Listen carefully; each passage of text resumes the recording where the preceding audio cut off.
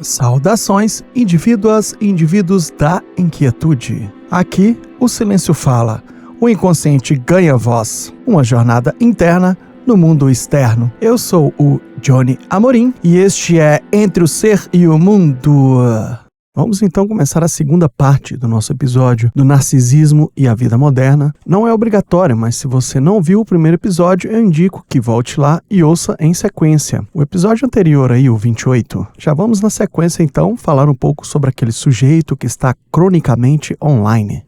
Vivemos sob o imperativo do ame-se acima de tudo. Uma frase bonita, mas perigosa quando é levada ao extremo. Porque se o amor a si se torna absoluto, o outro passa a existir apenas como um objeto de satisfação, um espelho que deve confirmar o nosso brilho. É justamente aqui que aparece uma distinção essencial muitas vezes ignorada. A diferença entre o eu ideal e os ideais de eu. O eu ideal é essa fantasia nossa de perfeição. Ele habita o imaginário moderno, a versão impecável de nós mesmos, sem falhas, sem limites, sem rachaduras. É o avatar onipotente que protegemos, que as redes sociais alimentam todos os dias. Já os ideais de eu, como explicava Freud, são diferentes, sendo valores e metas possíveis. Referências que orientam o nosso caminho, mas sem exigir que sejamos deuses. Eles nos lembram que a humanidade está nas imperfeições bem integradas e não na simulação de pureza. O crescimento psíquico, portanto, passa por aceitação por não ser perfeito, ou, nas palavras de Freud, ser um pobre diabo. A expressão soa quase como um elogio à autenticidade.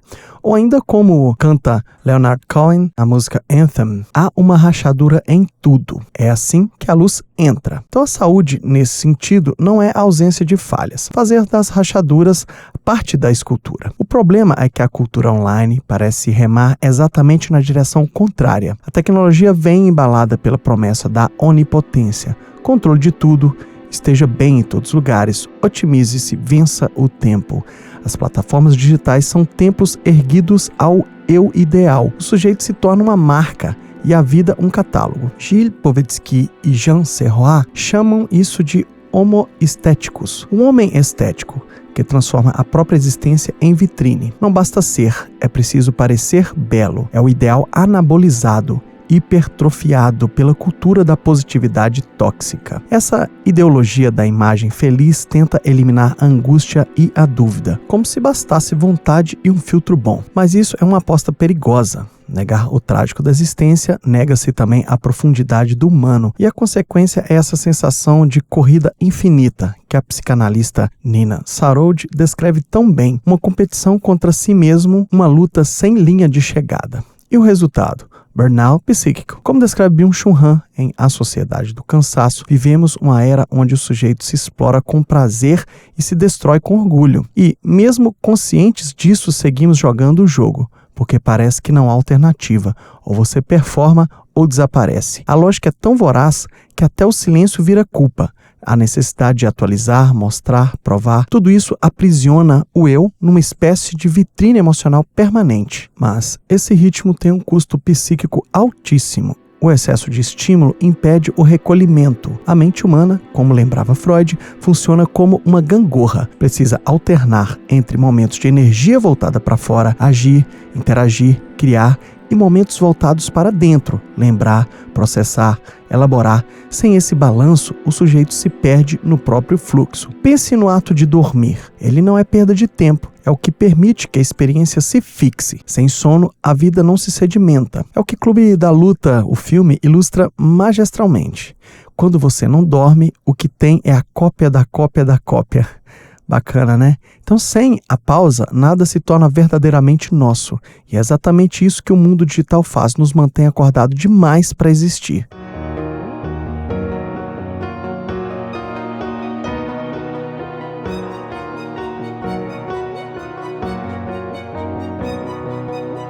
Essa questão de não termos mais momentos bem definidos, como também dizia Freud, de recolhimento e elaboração, conversa diretamente com o sociólogo Erving Goffman, no clássico A Representação do Eu na Vida Cotidiana. Ele via a vida social como uma peça de teatro. Todos nós representamos papéis. Precisamos de um palco, onde encenamos nossa persona pública, mas precisamos também de bastidores, onde podemos relaxar, tirar a máscara, voltar a ser o que somos sem filtro.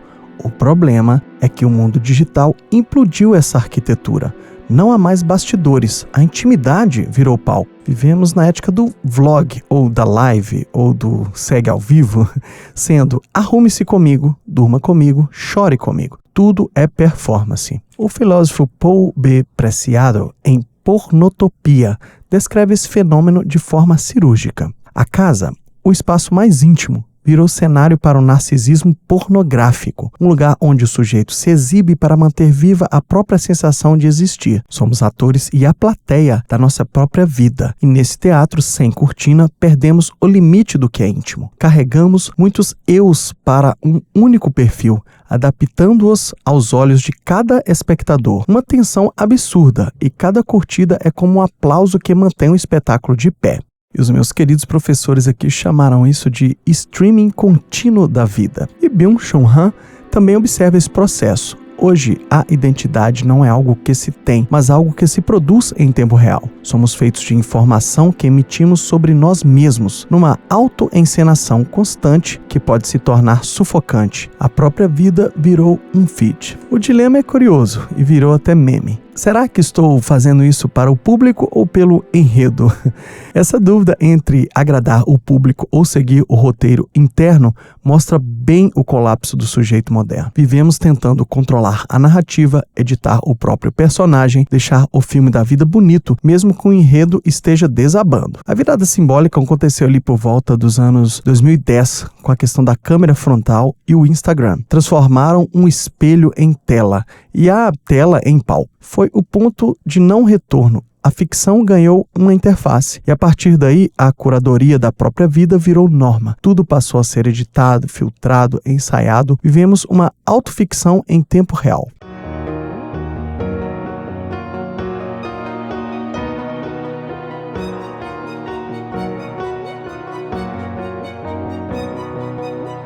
E nesse contexto surge a emoção que parece dominar o espírito da época.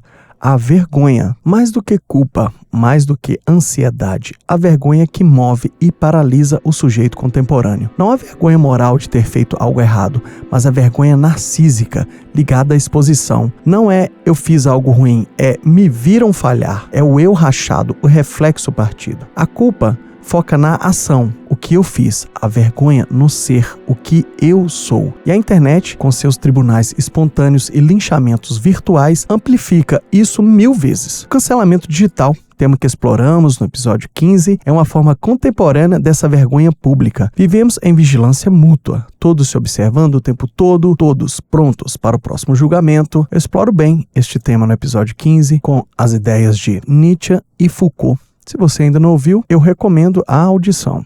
Há um combustível emocional por trás de tudo isso, a inveja. A rede social é uma incubadora de inveja, cuidadosamente projetada. Um feed que mistura lado a lado o sucesso de quem você admira e a vida perfeita de quem você nem conhece, poxa, é a fórmula perfeita aí para a explosão. A viagem do colega de trabalho ao lado do corpo da celebridade e da promoção do primo, mistura explosiva. A comparação é instantânea, é uma vitrine emocional onde a felicidade alheia parece sempre uma ofensa pessoal. Claro, a inveja pode impulsionar, faz parte do jogo humano, mas quando cronicamente estimulada, vira ressentimento, frustração, autodesprezo. E cada um tenta lidar com isso de um jeito. Alguns se isolam, outros se exibem ainda mais, mas todos de alguma forma sofrem com este espelho coletivo. A psicanalista Colette Soller criou um termo brilhante para descrever o sujeito desse tempo. É o narcisínico, uma mistura de narcisista com cínico. É aquele que se promove o tempo todo, mas trata o outro com desprezo instrumental, como peça de manutenção do próprio prazer. Já o psicanalista Christian Dunker alerta para outro ponto. A linguagem digital pode amplificar os sofrimentos psíquicos pré-existentes, paranoia, ansiedade, depressão, criando bolhas afetivas que validam e reforçam estes estados. O sofrimento deixa de encontrar a escuta e passa a reverberar em círculo fechado. É um cenário complexo e profundamente preocupante.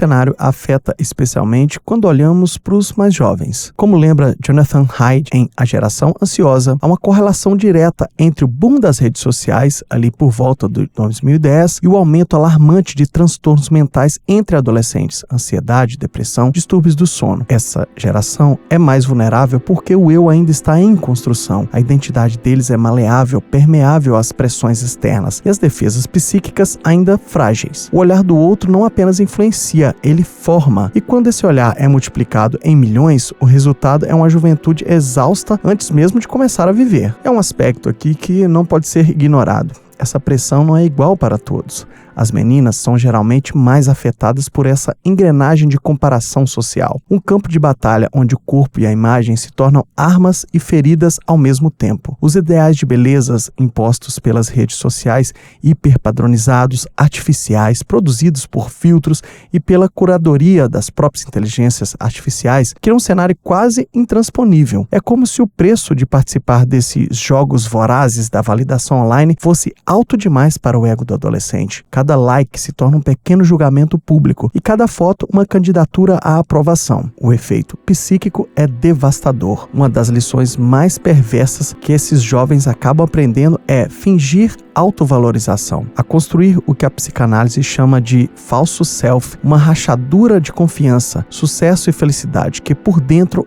abriga o medo, a dúvida e a solidão. É um teatro de força encenado por quem, na verdade, está implorando por reconhecimento. Por trás do sorriso, muitas vezes há um pedido de socorro que o algoritmo não entende.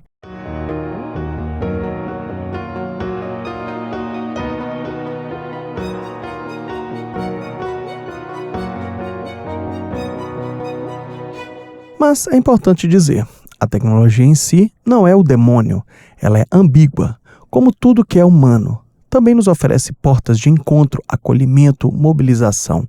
Pode aproximar quem sofre, dar visibilidade a causas ignoradas, conectar vozes antes isoladas. Negar isso seria cair no moralismo nostálgico de quem só enxerga valor no que já conhece.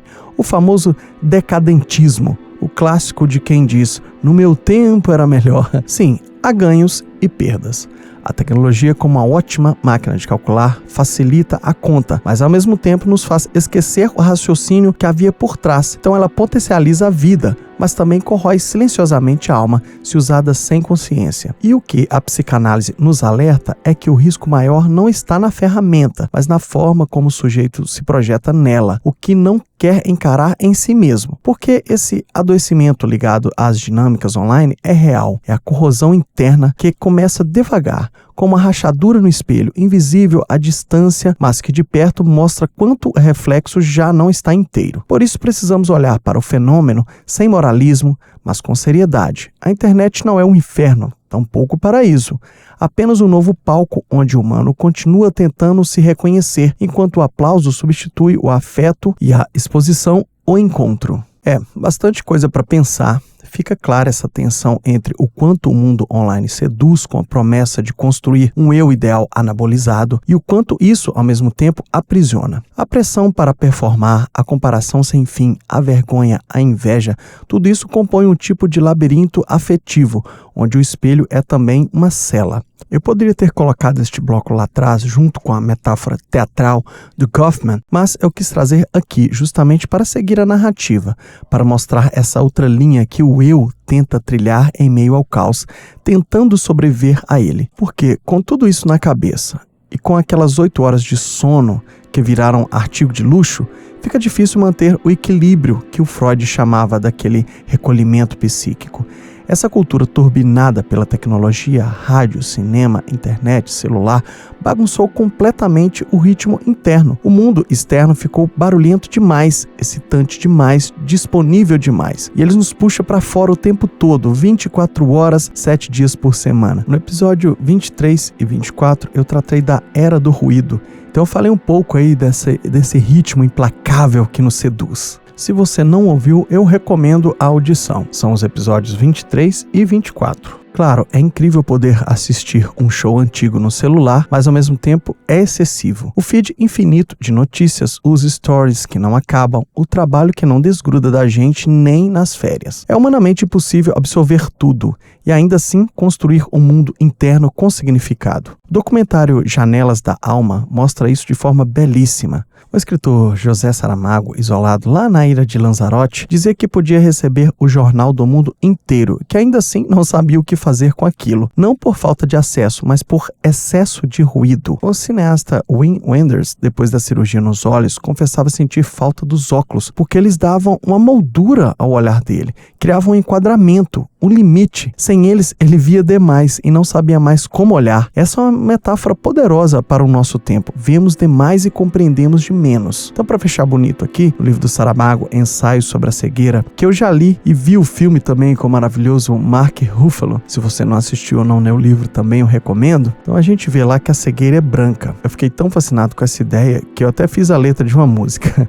Mas então, é branco. É o excesso de luz que cega, não a falta de recurso para ler a luz. Saturado, estourado, essa placa branca que cega. Muito acesso, mas muita fake news. Como checar isso? E as consequências desse desequilíbrio são bem claras. Primeiro, essa sobrecarga de informação, sem tempo para a gente digerir. A gente tem acesso a tudo, mas não consegue transformar em conhecimento de verdade, que precisa de pausa, de reflexão. Há um esvaziamento desse tempo de reconhecimento. O resultado é esse. Vivemos de modo reativo, apagando incêndios, respondendo impulsos, tirando da frente o que incomoda. O tempo de escolha deu tempo a tempo de resposta. Não há mais espaço para o como eu quero viver, apenas como eu sobrevivo hoje.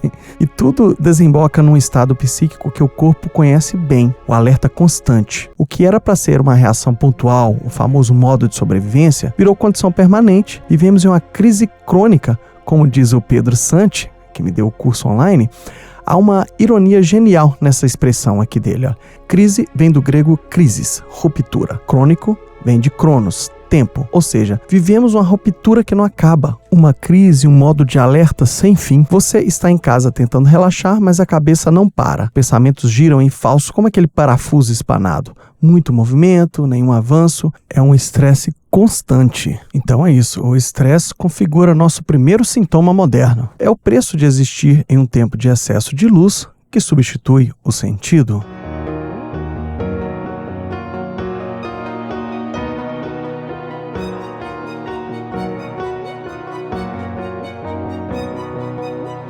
E assim, quanto mais cansados ficamos, mais buscamos estímulo. Como se o próprio corpo desgovernado tentasse correr atrás da aceleração interna. Essa espiral leva direto à insônia, que é aí nosso segundo sintoma no ambiente contemporâneo. Deitamos para relaxar e o pensamento vira o motor em alta rotação. A cabeça frita, repassa o dia, lista as tarefas, o que faltou dizer, o que ainda falta dizer, o que era para ser descanso se transforma em um campo de batalha. Aí começa a peregrinação em busca de ajuda. Um chá calmante, um vinho antes de dormir, cannabis medicinal, remédios controlados ou Rivotril, Dorminide. Aí você vai lá e toma só o Ri, né, pessoal? Porque aí tem ainda só um terço, porque tem o Votril ainda para tomar e acha que tá tudo sob controle. E acorda com aquele gosto de guarda-chuva na boca. O alívio momentâneo vira dependência química.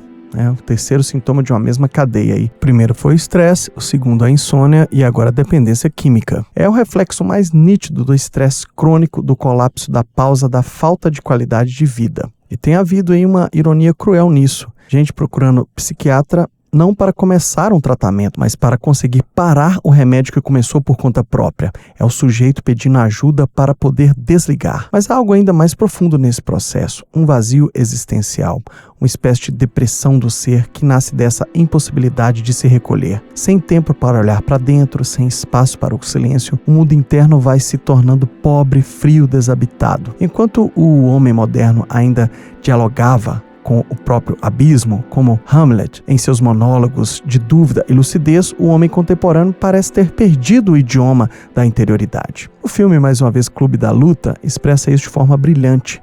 A caverna interior lá do personagem vira geleira e o animal espiritual, antes força vital, se transforma em um pinguim de videogame.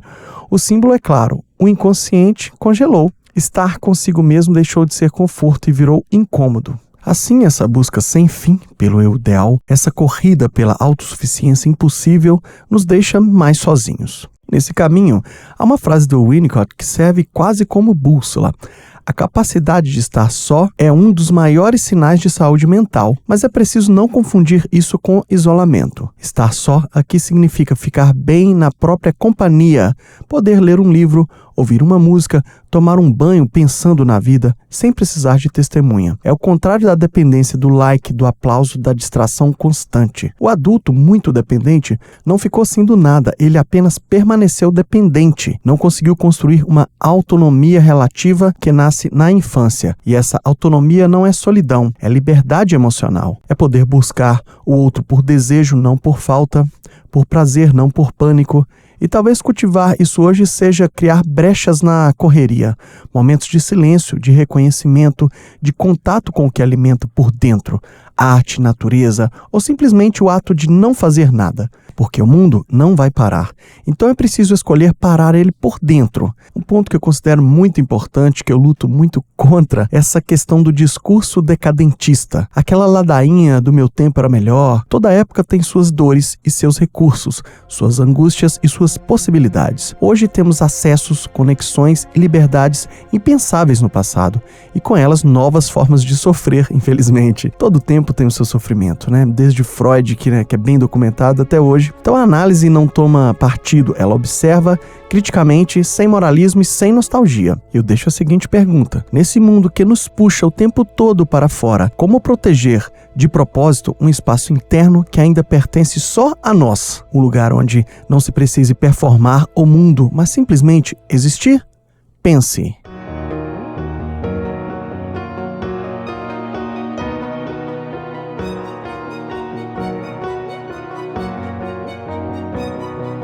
Vamos lá então, aquele resumo para fixação, é um material que ficou grande, eu vou trazer os 2 episódios aqui, ao final do primeiro eu já fiz aquele mini resumo, agora resumo para fixação de todo o conteúdo. Vamos lá. O narcisismo não é só vaidade, é uma etapa essencial na formação do eu, mas que hoje foi capturada pela lógica da performance e da validação externa. Desde Weber até Lesch, vimos como a cultura transformou o sucesso em um novo sacramento. O olhar do outro virou medida de valor. No digital vivemos um palco sem bastidores, onde até a intimidade é estetizada. A vergonha e a comparação substituíram a culpa como afeto dominante. A geração Z é mais exposta, com identidades em construção, acaba se defendendo com fachadas, falsos selfies que escondem insegurança. O excesso de estímulo drena nossa psique. Ansiedade crônica, insônia, medicação e até o vazio existencial aparecem como sintomas. Temos que aprender a desenvolver a capacidade de estar só. O desafio maior não é otimizar-se, mas cultivar bastidores intencionais, lugares de silêncio e opacidade, onde o eu passa a respirar fora da vitrine. Nossa política aqui do cuidado. Subtrair-se da vitrine é um ato de saúde. Então, as indicações culturais. Christopher Lasch, A Cultura do Narcisismo, aquela fotografia dos anos 70 que explica aquele recolhimento defensivo narcisista. Erving Goffman, A Representação do Eu na Vida Cotidiana, aquela questão do palco versus bastidor. Tem também o Byung-Chul Han, em todos os episódios aqui, esse grande filósofo.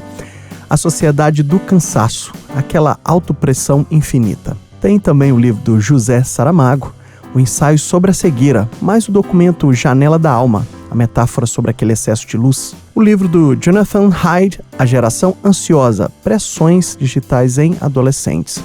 E eu não posso deixar de indicar o podcast do Alves e do Lady Vibes em Análise. Vocês podem procurar aí, são temas muito interessantes. Inclusive, como eu disse, eu baseei num curso online que eu fiz com os dois analistas brasileiros, só material de qualidade. E claro, o livro do Pedro de Santi, A Subjetividade no Ambiente Virtual. Foi uma aula, na verdade, que eu fiz com ele online, então eu fiz um bem bolado aí dos 2 conteúdos para trazer este episódio que eu considero riquíssimo e eu espero de coração que vocês tenham gostado.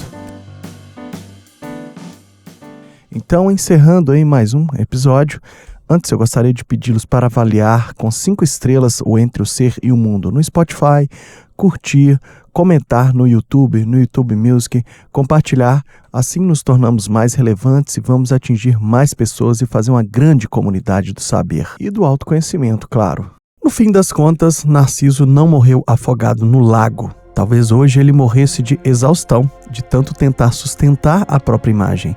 E o lago, como lembrava bem Oscar Wilde, nem sentiria falta da sua beleza, mas da oportunidade de ver a si mesmo refletido em seus olhos. Esse é o nó da nossa época. Não sabemos mais se estamos nos olhando ou apenas se refletindo nos olhares que nos atravessam. Vivemos no palco, mas a vida não cabe inteira em performance. O maior gesto de resistência talvez não seja postar mais, otimizar mais, mostrar mais, mas escolher, de propósito, ficar um pouco fora dessa vitrine, criar zonas opacas, bastidores invisíveis, onde a nossa singularidade respire sem precisar de aplauso. E é essa pergunta que eu deixo. O que você deixaria fora do espelho se pudesse escolher? Entre o ser e o mundo há sempre espaço para pensar, questionar e se transformar. Nos siga nas redes sociais, mas principalmente siga refletindo. Até o próximo episódio, pessoal!